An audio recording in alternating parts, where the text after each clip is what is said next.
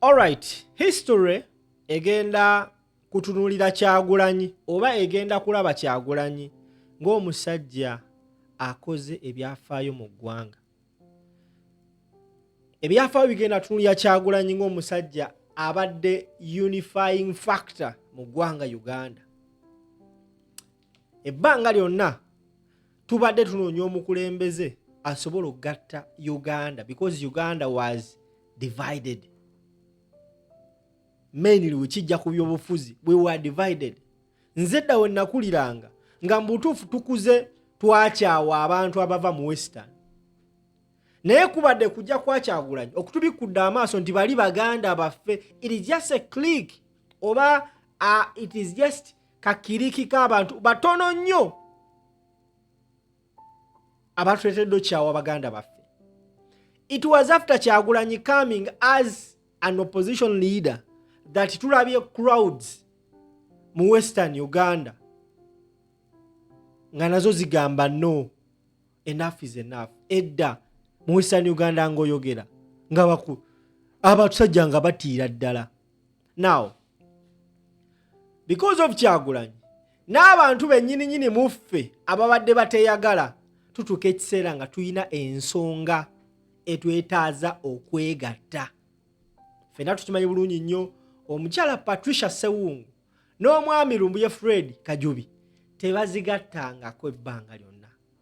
Naye the fact that basupportinga enkyukakyuka ekulemberwa Robert Kyagulanyi Ssentamu Bobi Wine, waliwo we batuuka ekiseera nga balina okukwatagana n'okwekubira kasimu n'okwebuzaako nti muganda wange kiri kitya.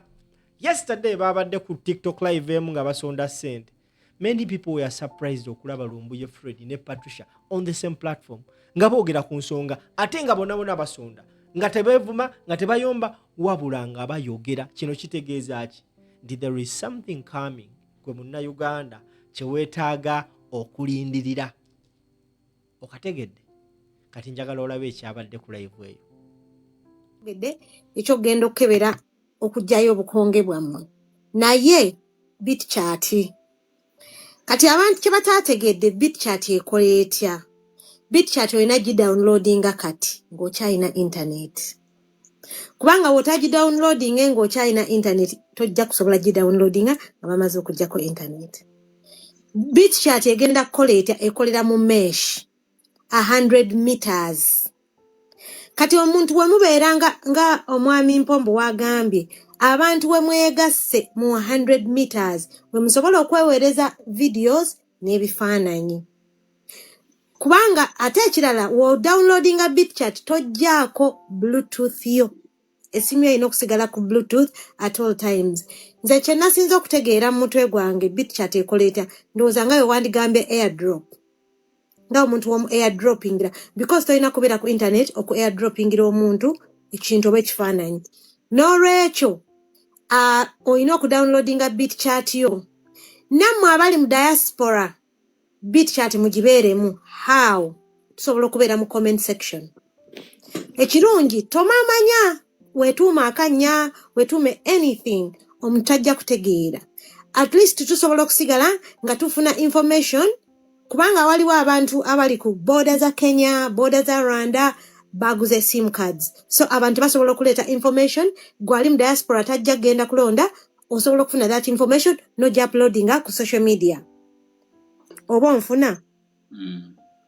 So kikulu nnyo abantu mwenna mu downloading BitChat. Ku page yange oba waliwo omwana bamuyita Mike yannyonnyodde bulungi nze naka reposting nze ne ku Facebook yange naka reposting nze annyonnyola exactly mesh bagikola batya #8 ogikola otya okulaba nti no otegeerera ddala ekintu ekyo kya BitChat engeri ki gy'olina ogidownloadingamu osigale nga BitChat yo ekola bulungi. Mbeegayiridde mu downloading BitChat. Ekikulu nnyo kubanga at least BitChat osobola okufuna ekifaananyi ekya DR form. Wokikuba n'okiteekamu ne kitambula kwa 100 meters kitambula bwe kityo then kijja kumala kituuke gye tukyetaaga. Kyova olaba nti BitChat naye kyankalanyiza nti ne Nnyondo Ttendo Nnyondo Ttendo yavuddeyo n'ayogera it's nothing tebina kye bigenda kuyamba because they know exactly lwaki bajjako internet kushatinga bannayuganda. Mbeegayiridde mu downloadinga BitChat gwali mu Bulaaya download BitChat okreatinga mesh osigale mu kiguruupu omwo toteekamu linnya lyo please ekino ekigambo mukiwulire toteekamu linnya lyo mwetuuma obunyanya Masaka Nyendo Kaliiro anything don't use your names. Ndalabyemu abaana nga beeyita Mariam Kyagulanyi mulimu abalala beeyise student Walumbye. We don't want that. The reason as to why we don't want connections nakulaba nti no balina direction wa omuntu we bakujja wetuuma erinnya lyonna because BitChat tebasobola kutegeera we bakujja kubanga eri anonymous ate we bigenda tebidda egenda bweti nga wolaba Snapchat once it goes it won't come back. So download it before the internet goes off. Now ali mu Bulaaya please BitChat gibereko now creating a team kubanga at least tujja kufuna information kubanga tuli mu encouraginga abaana abali ku border ya Rwanda mugule sim card za Rwanda, abali ku border za Tanzania mugule sim card za Tanzania, abali ku border ya Busia mufune sim card za Kenya. Mbeegayiridde ekirala nga nsembyayo nsirike gwagendo kuma akalulu please banange simu za muzicharging ate mubere ne airtime.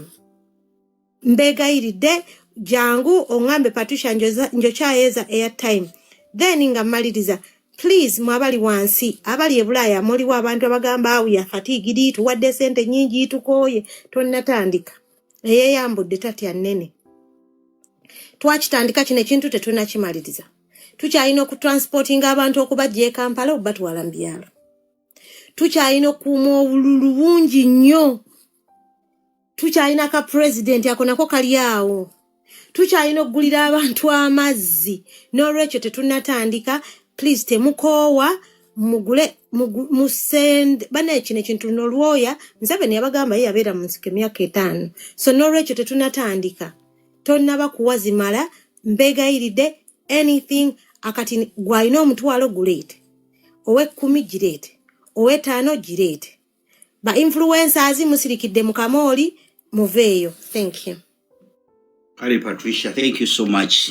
Thank you so much. Ani wana atanna yogera kampe plani B uno yakatuuka atukidde mu budde alabika atuletedde teretebwa bade buli ayine teretebwa lyaffe so ngatanna bakutandika kwogera kansoke mpisewo akanamba Ibrahim otekawo comment akanamba kano we kaba kajjudde 0755 anamunya nkaga mu 204 Rogero Mariam eya Airtel eya MTN 07 8M 36 0455 Dumba Michael eya MTN.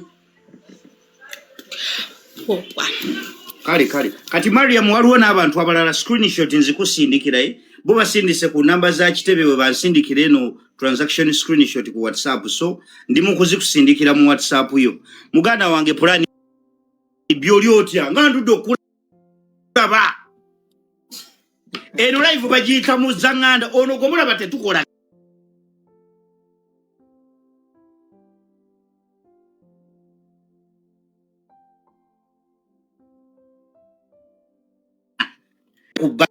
wangi abantu bagamba amazima nti tuli tetugananga ko kukolegana twawukanamu ku katoni tukomone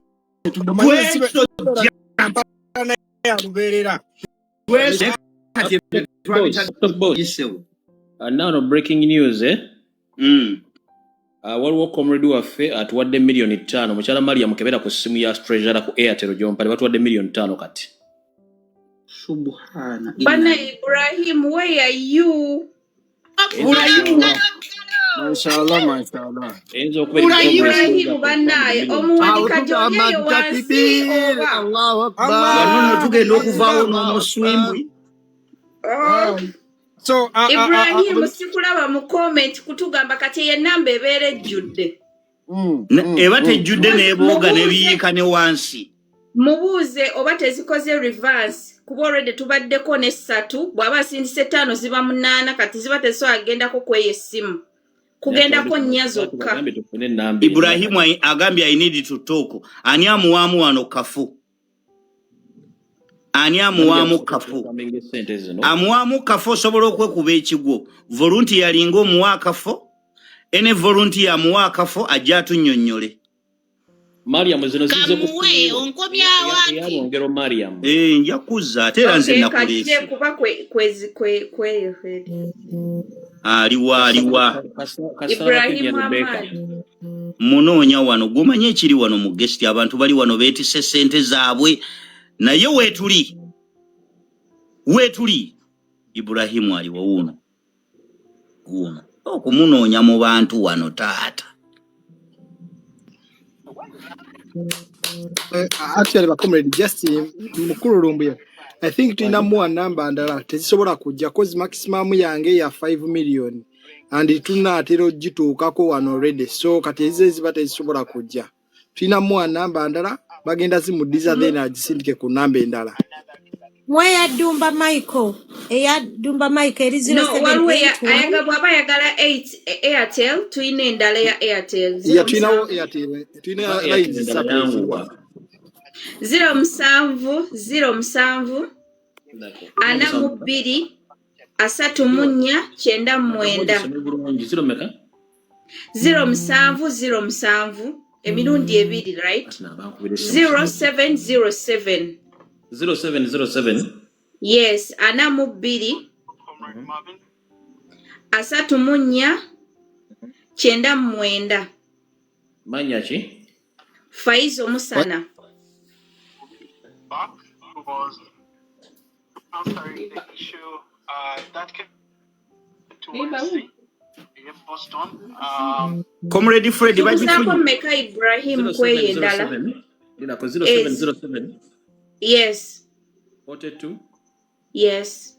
3499. Yes. Faizo Musana. Okay, kandabe wano baba sobola zirivansinga. Musoke muzije ku malokola transaction ndaba kisoboka. Kali. Ibrahim kubulako meka ey'okujjula tutandika osomeno. Ekitegeeza bane kasoke tumala okwasa ebyama. Ekitegeeza Freddy yasindise ssente zino. Kubanga agambye kalabo basobola zirivansinga. Kitegeeza akasimu yakayina yatuwadde obukadde obutaano kati atufera nti mulala yaziga yatuwadde obukadde butaano. Oyo lumbuye. Yatuwadde miliyoni 5 agambye kandabe wano basobola zirivansinga. Olabye bwe ye mukwano tuwulira. Bulijjo bunina miliyoni 10 ziteekawa ibaye namwaba comment. Bulijjo akola Florence kubala lero tubumukozeeko. Okimanyi nti yerabidde nti ffe batuyita just NUP no DNA. Twetaaga kukola DNA. Kale muganda wange naye bannanga aboogera abantu bangi wano mbasaba kati tukozese eddakiika emu.